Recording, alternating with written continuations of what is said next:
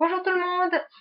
Alors, ça a été épique pour moi de mettre cette vidéo. J'ai essayé 2 fois depuis l'ordinateur à mon copain et ça n'a pas marché. Enfin, sauf la deuxième où j'ai pu mettre sur YouTube, mais bien sûr, il n'y avait pas de son. Et ça, je m'en suis rendu compte assez tard. Alors voilà, donc c'est la troisième vidéo depuis mon ordinateur. Cette fois, ne devrait pas y avoir de problème. Alors voilà, donc la fin de ce mois de novembre est passée très très vite. J'ai beaucoup moins lu que la première moitié, ce qui fait que j'en suis à 2 livres et 2 mangas, plus 2 mangas du mois de décembre que je vais quand même vous présenter pour le coup. Alors, j'ai commencé donc la deuxième moitié du mois avec la 10e aventure de Drizzt. C'est donc une aube nouvelle de la saga La légende de Drizzt de Salvatore chez Milady. Alors, ce tome-ci est enfin mieux. Les autres, je trouvais que voilà, le récit ne servait vraiment à rien. Ça aurait, ça me donnait l'impression d'avoir été écrit juste pour avoir été écrit, sans, sans but, sans raison particulière. Drizzt posait tout le temps 46 questions. C'était toujours les mêmes, ces questions, c'était toujours ces mêmes tourments intérieurs, et il arrivait toujours aux mêmes réponses. Enfin bon, c'était au bout d'un moment, même si ces interrogations étaient sensées, etc., qu'elles avaient donc raison d'être, au bout d'un moment, on a compris. Et j'avais envie de passer à autre chose. Donc ça devenait vraiment lassant. Et là, on est enfin dans un tome où ça bouge, hein, que ce soit alors sur la mer, dans des royaumes qu'on n'avait encore jamais vus, que ce soit voilà avec des lieux qu'on connaissait mais qu'on n'avait plus vus depuis bien des tomes, beaucoup de personnages, des nouveaux, des anciens. Enfin, il y a vraiment beaucoup de fraîcheur, je trouve, dans ce tome. Ça change tout le temps, donc de lieux, d'actions et de personnages. Donc c'est vrai il y a j'ai eu beaucoup de plaisir hein, avec ce tome-ci par rapport à tout ça. Et puis voilà, Drizzt aussi qui se pose un petit peu moins de questions, hein, qui va plus de l'avant. C'était très très agréable.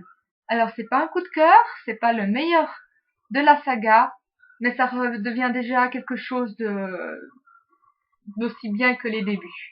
Et ça fait un bien fou. Surtout que là, il reste plus que 3 tomes, donc ça m'aurait vraiment déçu de finir, sur- ouais, de continuer sur des notes un peu plus négatives.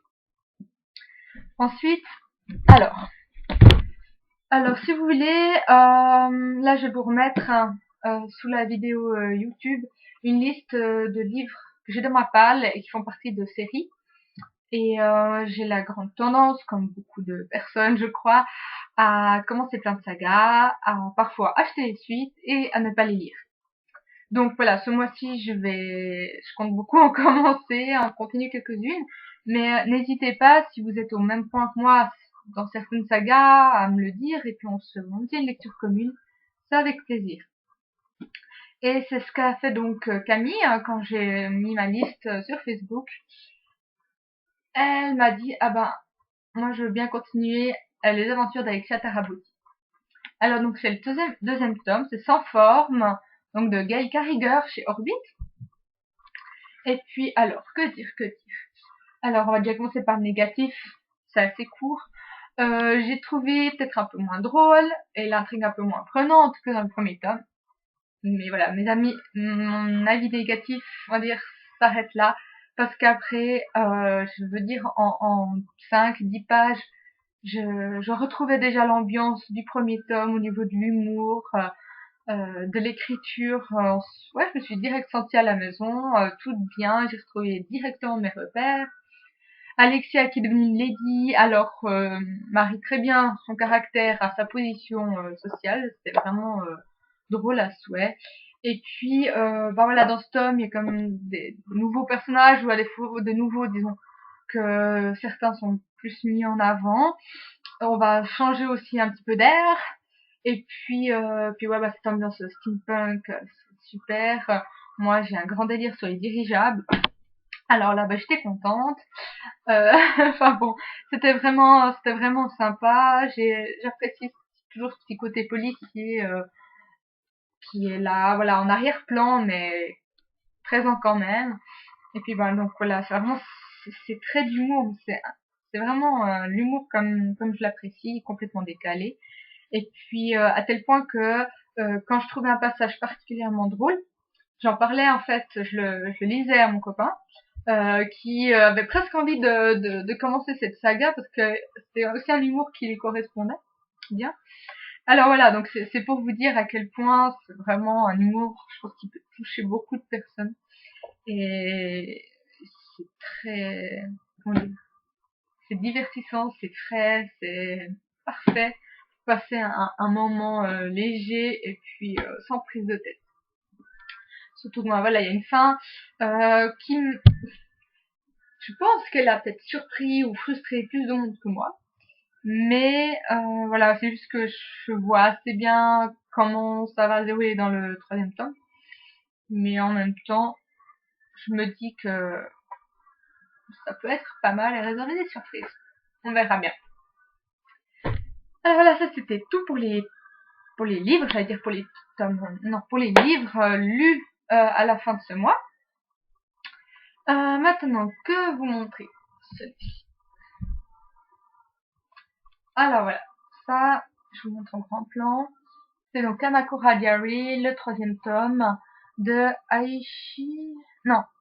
Akimi Yoshida chez Kana. Alors ça c'est vraiment un manga coup de cœur, donc je vais vous en parler un petit peu plus longuement. Alors donc si vous voulez, le premier tome prend place avec trois sœurs qui ont vu leur père les abandonner très jeunes pour partir. Il a refait sa vie, enfin bref, voilà, plus jamais vu. Et puis leur mère les a aussi également abandonnés 2 ans après, je crois. Alors voilà, donc elles se retrouvent les trois éduquées par leurs grands-parents et ensuite à leur décès, elles ont gardé la maison. Puis maintenant donc elles sont adultes et puis elles sont les trois ensemble, elles se tiennent les coudes jusqu'au moment où et c'est là que commence vraiment le premier tome, leur père décède en fait d'un cancer. Alors elles vont aller à son enterrement et puis là elles vont rencontrer leur demi-sœur. Voilà, une demi-sœur qui a dû suivre la mort de son père, hein, qui donc a eu un cancer. Il a mis 1 an à mourir, si j'ose dire ça comme ça. Et pendant cette année-là, elle était tout le temps avec lui à l'hôpital. Et puis elle avait déjà perdu sa mère aussi, donc voilà, elle avait plus que son père. Et puis une belle-mère absolument horrible et égoïste qui est plutôt partie au courant dès que son mari est tombé malade. Donc voilà, c'est une jeune fille de 13 ans qui aurait jamais dû supporter tout ça. Et qui se retrouve seule au monde avec une femme qu'elle déteste et puis deux demi-frères qu'elle connaît pas, voilà, et qui elle est pas spécialement proche. Alors vraiment les trois sœurs, même si elles ont pour certaines beaucoup de colère envers le père, elles vont proposer à la petite, donc Suzu, de venir avec elles en fait, parce qu'elles sont demi-sœurs, elles ont plus que l'une et l'autre, enfin il y a plus que elles quatre, et donc Suzu va venir habiter avec elles à Kamakura. Alors voilà, donc ces quatre sœurs, elles sont vraiment très très touchantes. Pourquoi? Parce que il y a beaucoup de coups durs dans cette série, mais c'est pas négatif pour autant. Si vous voulez, oui, il y a des coups durs, des morts, des maladies, des choses, voilà, mais finalement des choses qu'il y a dans la vie qui peut arriver. Et puis elles prennent ça, j'ai envie de dire, voilà, oui, au début c'est dur, etc. Bien sûr qu'elles en souffrent de ce qu'elles vivent, mais c'est plus finalement vu comme un tremplin pour aller plus loin, plus haut et continuer à vivre, profiter de la vie qu'autre chose. C'est pas du tout dépression sur dépression, larmes sur larmes, pas du tout. C'est vraiment une série pleine d'espoir et positive. Et puis voilà, toutes les sœurs sont tellement différentes par rapport au noyau, on va dire, central des trois sœurs. Il y a la plus jeune, complètement alcoolique, qui adore le saké, folle, puis en même temps pleine d'émotions, pleine de joie de vivre, qui mâche pas ses mots. Il y a celle du milieu, un peu plus artiste, qui travaille dans un magasin de sport, qui a les cheveux en pétard, et puis qui fait toujours le tampon de sa sœur cadette aînée. Et il y a cette sœur aînée qui a tellement souffert du départ de son père puis de sa mère, qui a beaucoup de colère, mais qui va surprotéger ses sœurs. Et quand Suzu va arriver, elle va la protéger tout pareil. Donc c'est vrai qu'elle prend son rôle d'aînée au sérieux. Puis après, il y a cette petite Suzu qui va au fil des pages devenir, enfin, se retrouver elle-même, retrouver la joie de vivre, la confiance, le sourire, et puis qui va jouer au foot, elle adore ça, elle est très très douée, elle va intégrer d'ailleurs une équipe dans l'école, la Kamakura, et voilà, donc il y a beaucoup d'échanges et d'amour entre ces quatre sœurs, et moi je trouve que c'est vraiment génial ouais, un manga comme ça, avec de tellement bons messages dedans. Donc voilà, c'est vraiment pour moi un manga coup de cœur. Et je vais m'arrêter là, sinon je pourrais vous en parler pendant encore 20 minutes. Et puis maintenant, ma petite saga chouchou par excellence, Chi. Voilà, donc Chi, c'est la vie d'un petit chaton qui s'est perdu, qui a été recueilli par un petit garçon de 5 ans qui s'appelle Yorei, et de ses parents. Et puis, ben voilà, en fait, c'est un petit peu le résumé de l'histoire. Il lui arrive plein de choses à ce petit chat. Et puis, ah, mais c'est juste drôle et mignon. Alors voilà, pour résumer, si vous aimez le mignon et le drôle, alors Chi, c'est parfait.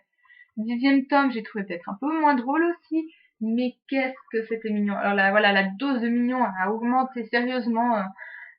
C'était super, enfin bref. Hein. Et je connais plein de personnes, donc alors, que ce soit des enfants ou des personnes, ouais, même de tout âge, qui lisent ça, qui adorent. Donc vraiment, n'ayez aucun préjugé par le fait que c'est une histoire de petit chat. C'est super. Après, c'est cher parce que c'est du manga en couleur. Donc voilà, c'est le seul bémol. Et ensuite, une autre saga que j'adore tout particulièrement, c'est le détective Conan. Ça faisait un moment que j'avais plus lu, parce qu'en fait, il y a quelques années, j'avais décidé de commencer à les lire en manga. Puis j'avais pas envie de commencer depuis le début, donc j'avais acheté, je crois, le tome 50, 55, je sais plus. Enfin, c'était le dernier qui était sorti. Puis là, ça fait un moment que j'ai pas racheté, enfin, je suis vraiment en retard. Et j'ai acheté 66, 67 sur un coup de tête. Je suis vraiment bête parce que le 68, enfin, la fin du 67 finit vraiment sur un suspense incroyable. Alors moi, je suis très frustrée de pas avoir le 68 sous la main. J'ai qu'à m'en prendre à moi-même, mais bref. C'est donc toujours aussi sympathique en plus. Surtout dans le 67, ça bouge pas mal au niveau, j'ai envie de dire, de la trame principale hein, avec les hommes en noir. Alors, c'était beaucoup de plaisir. Voilà, voilà. Alors, ben, cette fois, j'espère que je vais pouvoir vraiment poster cette vidéo tout bien. Parce que 3, c'est bon. J'ai pas envie de faire une 4e fois. Alors, ben, je vais essayer de tenir mon rythme de lecture malgré ce mois de décembre qui s'annonce très chargé au travail. Je vais d'ailleurs m'y mettre là ce soir. J'espère que vous, de votre côté, vous allez faire de bonnes lectures. Et puis, ben, on se retrouve dans à peu près 2 semaines. Bye bye tout le monde.